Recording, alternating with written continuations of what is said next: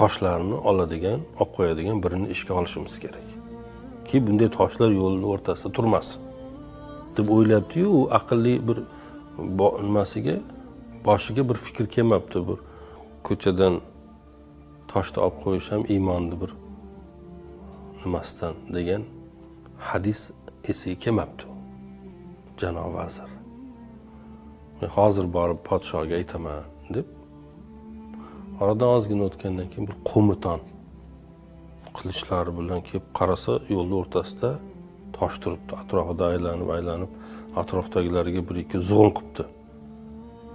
Kim qo'ydi bu toshni? U bu deb. Qilich bor uni. Qo'miton darrov aytdi, men podshoh bilan gaplashishim kerak.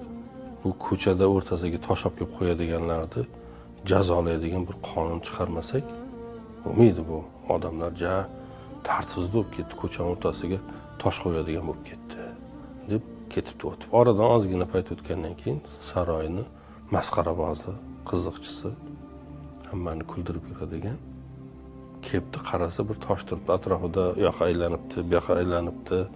Tosh haqida mazax o'ylab topibdi, latifa boshqa, men buni podshohga aytib beraman, ajoyib bo'ldi deb o'tib ketibdi. Ozginadan keyin u yerda bir yozadigan ijodkor, olimu fozil fuzolasi kelib bu tosh haqida nimalar to'qibdi, boshqalar qilibdi, o'tibdi.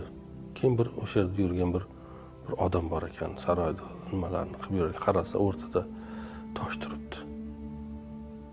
Bu tosh odamlarga ziyon bermasin deb olgan ekan, tosh tagidan bir hamyon chiqibdi.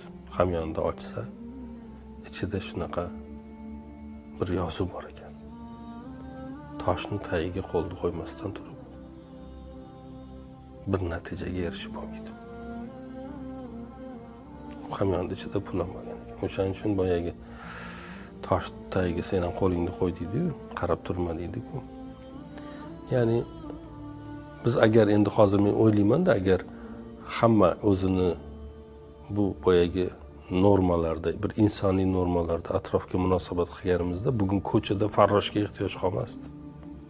Bugun juda ko'plab biz o'ylab topgan ishlarni birontasiga ehtiyoj qolmasdi.